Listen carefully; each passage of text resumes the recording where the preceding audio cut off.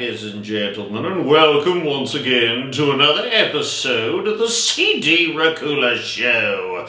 Today's show will be taking a look at the 2026 film 28 Years Later, The Bone Temple.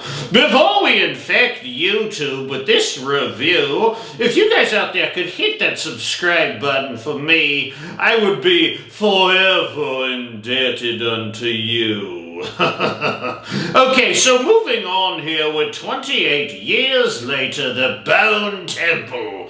I actually did a review of the previous film, 28 Years Later, as well, if you want to check that out. I wasn't the biggest fan of that film, so I certainly had higher expectations for this film. I mean, if you're going to add the words Bone Temple and make it just sound like it's going to be the scariest movie in the world, then you better darn well live up to the billing. Unfortunately, this movie most certainly did not. Is it just me, or are these films getting worse and worse the more they make? Like, let's just quit while we're ahead, shall we?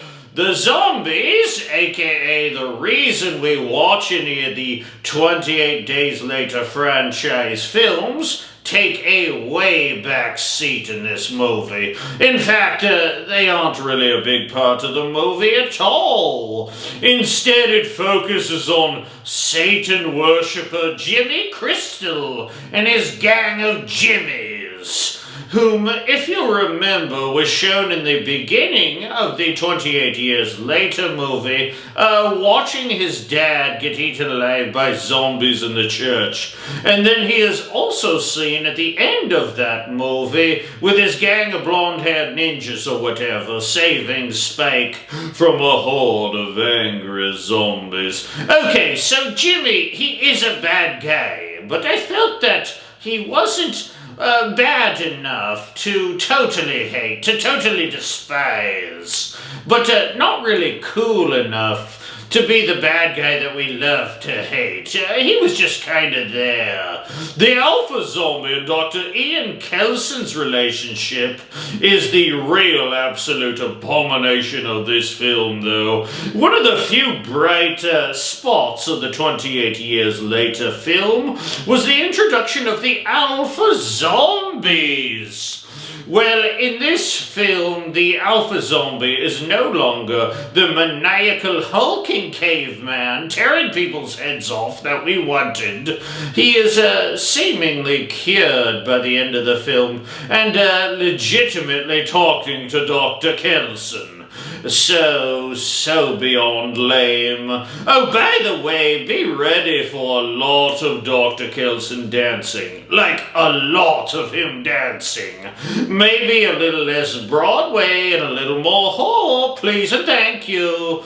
It pains me that this is even considered a horror film, because at this point, it really isn't. But maybe I'm being too hard on these writers and directors. Maybe they are just trying to find new ways to entertain us, because the zombies themselves are getting too mainstream. Some people think that. I will tell you this right now. My 600-year-old stinking carcass still loves some good old-fashioned scary zombies, baby. I still get chills thinking about how truly scary the zombies were in the first two films in the 28 Days Later franchise, especially. This one really hit an all-time low, that's for sure. I don't want to watch a film about some post-apocalyptic gang who wears jumpsuits and blonde wigs. Kind of reminded me of a little version of one of the gangs off of Escape from New York or something. Maybe I'm in the minority though, and Maybe you guys really liked this film. Much like The Walking Dead, the humans became more terrifying, so I don't know. I just feel like there's plenty of humans battling every day in real life. So, we want something different when we watch movies. I love monsters, and when I go to see a monster movie of any kind, I expect the monster to take center stage, and it to be actually horrific.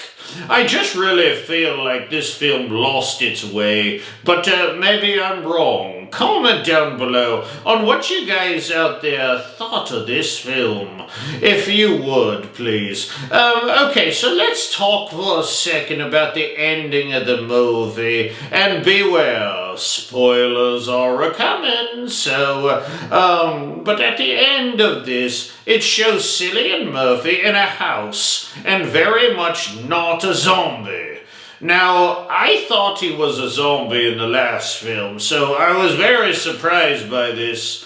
So I guess they set themselves up for another sequel. Oh yay, oh goody. I definitely will be waiting for that one to come out on streaming services, because after this dung heap of a horror film, going to be very, very tough to me to drag myself out of my coffin and get to theaters. Needless to say, this film is going to get some super low marks on the old scarometer. How low can you go? How low can you go? I'm going to go real low on the old scarometer. In closing here, I would like to thank you for joining me here on this episode of the CD Racoola Show. And if you could just tap that subscribe button, maybe give it a little tappy, tap, tap, tap-a-roo, like one Happy Gilmore, I would be most grateful. Please join me next episode of the show when I take a look at the film Creep. Oh boy, that movie was a lot of fun. So, till next time, my little bloodbags out there in YouTube land. Sleep tight. Don't let the bed bugs bite, because they do bite. And so do I. Da-da, my dears. Ta-ta.